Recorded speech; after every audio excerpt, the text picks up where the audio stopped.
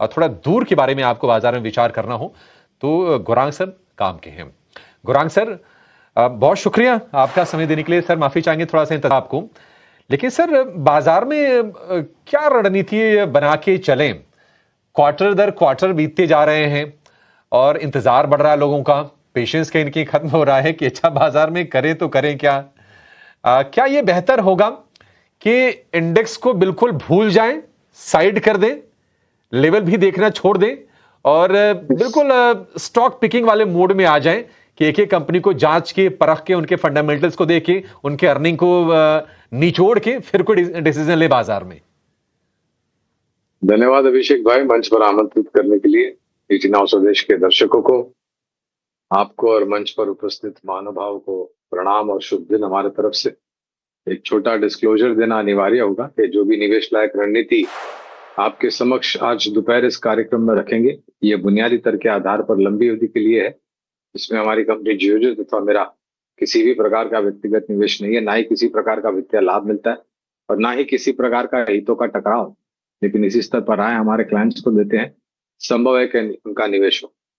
दो तीन चीजें हैं अभिषेक भाई, जब धैर्य की सीमा टूट जाती है ना शेयर बाजार में, तब जाकर के शेयर बाजार चलता है। तो अनिवार्य है कि आपकी धैर्य की जो सीमा है ना, उसको बहुत ही सक्षम और मजबूत बना करके रखें, क्योंकि अगर आप ऐसा करते हैं तो ही शेयर बाजार में फिर आपके निवेश के ऊपर आपको मुनाफा मिलता है। और हर प्रकार की परीक्षा लेता है बाजार, आपके धैर्य की, आपके जोखिम झेलने की क्षमता की, आप में कितना विश्वास है, ये सब की परीक्षा लेता है शेयर बाजार। और फिर जाकर के, और जहां तक कंपनियों के नतीजों को निचोड़ करके समझने की बात है, वो तो आपको हर वक्त करना चाहिए अभिषेक भाई। आंख बंद करके अपनी हाथों की उंगलियां किसी भी एक शेयर पे रख दी और वहां पर निवेश कर दिया, तो ये मेरे ख्याल से ये सुसाइडल होगा। तो ये ऐसा कभी नहीं करना चाहिए आपको, ना ही किसी की सुनी हुई बातों पर भरोसा करना चाहिए। और आज भी इस बाजार भले कितने तिमाही दर तिमाही एक दायरेबंद कारोबार, पिछले साल हायर सिंगल डिजिट रिटर्न मिला सूचकांक में, लेकिन कुछ शेयर ऐसे पिछले साल भी थे और आज भी है जहां पर आपको अच्छा खासा योगदान मिल रहा है। तो अभी जो नतीजे आए, और अगर एक क्षेत्र पर मैं आपका ध्यान आकर्षित करना चाहूं तो वो होगा ऑटो सेक्टर अभिषेक भाई।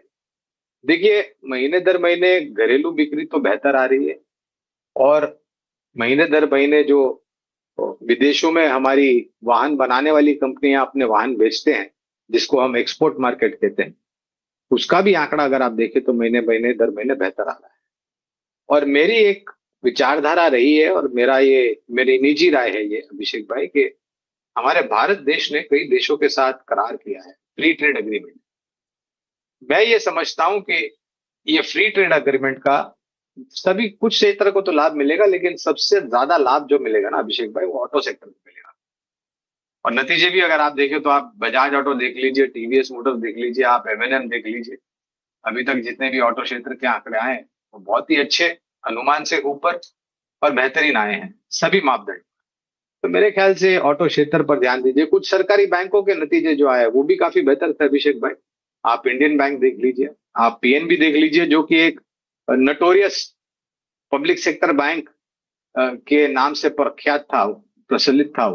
वहां पर भी नतीजे अगर आप देखें तो बेहतर आए हैं। कुछ निजी क्षेत्र के बैंक है, उदाहरण के तौर पर फेडरल बैंक है, आईसीआईसीआई बैंक, दिग्गज बैंक, वहां पर भी। तो चुन के अगर आप ध्यान रख करके थोड़ा अभ्यास करके निवेश करेंगे ना इस प्रकार के बाजार में, तो जब ये जो भी दुर्घटनाएं हो रही है दूर हो जाएगी, जो भी युद्ध को लेकर के परिस्थिति है। और मैं मानता हूं अभिषेक भाई इसका निवारण जल्द आएगा, क्योंकि नवंबर में मिड टर्म्स है अमेरिका में, और जिस प्रकार की रेटिंग वो जो बुद्धिमानी जीव अमेरिका में बैठे हैं राष्ट्रपति के रूप में, डोनाल्ड ट्रंप साहब, उनकी जो रेटिंग है, मेरे ख्याल से अगर ये ज्यादा लंबा खींचेंगे तो बहुत मुश्किल हो जाएगा उनके लिए मिड टर्म्स में किसी भी तरह का सकारात्मक आंकड़े लाना। तो हो जाना चाहिए बहुत जल्द, और फिर मेरे ख्याल से रुझान बाजार में आपको बेहतर के लिए देखने मिलेगा। हाँ, छोटी मध्यम अवधि में घटता रुपया, यानी कि कमजोर रुपया डॉलर के मुकाबले, और उबलते हुए कच्चे तेल के दाम। लेकिन एक चीज यहाँ पर ये भी बताना चाहूंगा, 30 सेकंड लूंगा, ज्यादा समय नहीं लूंगा अभिषेक भाई। अगस्त में सऊदी अरेबिया की जो बहुत ही बड़ी कंपनी है अरामको, सऊदी अरेबिया ने ये घोषणा कर दी है कि हमें अगस्त से जो भी एशियाई देश अपनी ऊर्जा की जरूरत अरामको से खरीदेगी तो $11 प्रति बैरल का डिस्काउंट मिलेगा। उसके साथ साथ ओपेक और ओपेक प्लस अगस्त में अपने उत्पादन की क्षमता जो है वो बढ़ाएंगे। तो मेरा मानना है कि कच्चा तेल यहां से ऊपर कम, और ये अगर हो जाता है अगस्त के महीने में तो शायद नीचे की तरफ के दायरे ज्यादा दिखने मिलेंगे। ठीक है, ठीक है। एक समग्र विश्लेषण आपको गौरांग सर ने दे दिया। और कई बार क्या होता है ना कि ऐसे जो हमारे एक्सपर्ट्स होते हैं, जिनके पास दशकों का अनुभव होता है और बाजार में इस तरह की जो कह सकते हैं कि बेचैनी या फिर इस तरह की तकलीफ वाले समय उन्होंने ज्यादा देखे होते हैं, उनकी बातों को बहुत गौर से सुनना चाहिए। का शेयर जरा आप सामने लेकर आइए। एसआरएफ दिन के निचले स्तर पर कारोबार कर रहा है और गिरावट लगभग 8.5% के आसपास की हो गई है। गौरांग भाई, जरा एसआरएफ को लेकर व्यू शेयर कीजिए। ये नतीजों से पहले ये शेयर चला हुआ था, लोअर लेवल से रिकवरी ठीक ठाक आई थी और नंबर भी इसके अच्छे आए। बस मैनेजमेंट की कमेंट्री थोड़ी सी कॉशियस थी और उसके चलते हम देखने की शेयर में मार्जिन की चिंता के चलते ऊपरी स्तरों पर प्रॉफिट टेकिंग आ रही है।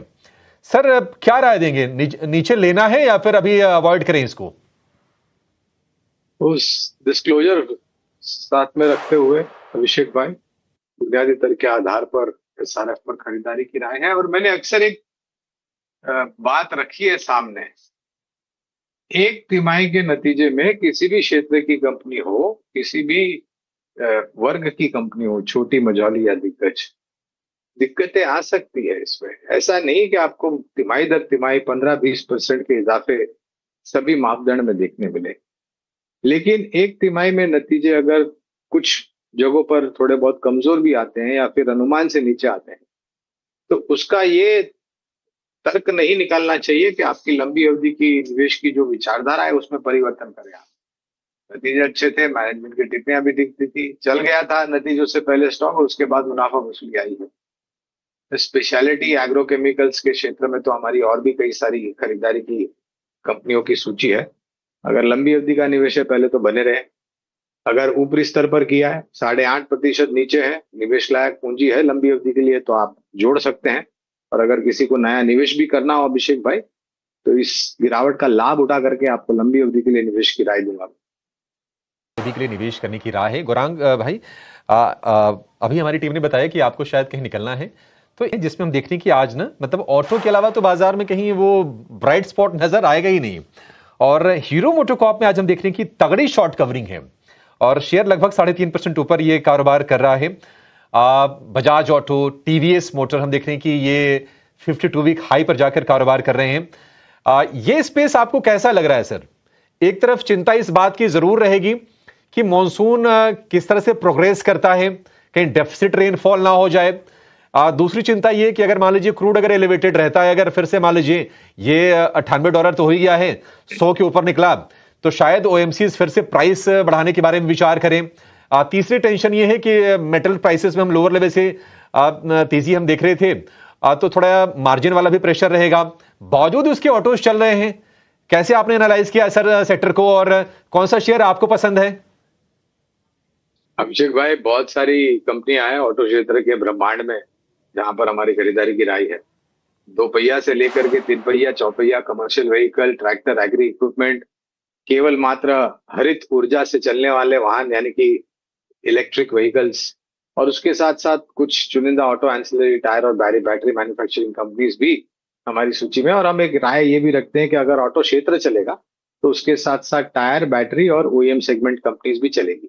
नतीजे बेहतर आए हैं, इसमें कोई दो राय नहीं है, और ये बेहतर नतीजे आते रहेंगे। और मैंने कार्यक्रम की शुरुआत में एक तर्क आपके सामने भी रखा था कि ये जो हमारे भारत देश ने जो एफटीए साइन की है, उसका लाभ ऑटो क्षेत्र को मिलेगा। एक्सपोर्ट मार्केट ऐसे भी अच्छा कर रहा है, एफटीए के माध्यम के द्वारा और भी अच्छा करेगा। स्थानीय मार्केट में देखिए, कुछ छोटी मध्यम अवधि में कच्चे तेल के दाम बढ़ने से या कच्चे माल के दाम बढ़ने से कुछ अनिश्चितता हो सकती है, लेकिन जब भी कभी कच्चा माल या फिर कच्चे माल के दाम बढ़े हैं और मुनाफे के मार्जिन में दबाव आया है अभिषेक भाई, तो पिछले कुछ महीनों में हमने देखा है काफी सारे वाहन उत्पादन करने वाली कंपनियों ने अपने वाहनों के दाम बढ़ाए और किसी ने शिकायत दर्ज नहीं की अभिषेक भाई, क्योंकि आपको अच्छा वाहन भी चाहिए, उसमें आपको सुरक्षा भी चाहिए, यानी कि क्रैश टेस्ट में 4 सितारे या 5 सितारे वाले वाहन चाहिए, जहां पर प्रवासियों जो प्रवास करते हो वाहन में उनकी सुरक्षा बनी रहे। तो ये सब एडेड कॉस्ट के साथ आएगा ना अभिषेक भाई, ऐसा तो नहीं है कि काम दाम कम हो जाएगा। और जहां तक कच्चे तेल के दाम की वृद्धि की सवाल है, तो इतने बढ़ोतरी के बाद भी मेरे ख्याल से 11 या 12 रुपया प्रति लीटर डीजल और पेट्रोल पे अंडर रिकवरीज है ऑयल मार्केटिंग कंपनीज के लिए। अब वो सरकार देखेगी और ऑयल मार्केटिंग कंपनी देखेगी वो किस प्रकार का गणित बिठाते हैं और किस प्रकार से उनको मुआवजा देते हैं इसको लेकर के। लेकिन मुझे नहीं लग रहा है, और मैं तो ये कहूंगा इस हद तक कि अगर आपके पास थोड़ी बहुत जोखिम झेलने की क्षमता ऊपर की तरफ है, तो जैसे मैं वित्तीय क्षेत्र पर टिप्पणी करता हूं कि आपके पोर्टफोलियो का हिस्सा होना चाहिए, उसी सोच और आधार पर मैं ये भी कहूंगा कि वित्तीय क्षेत्र के साथ साथ ऑटो क्षेत्र भी आपके पोर्टफोलियो का एक महत्वपूर्ण हिस्सा होना चाहिए।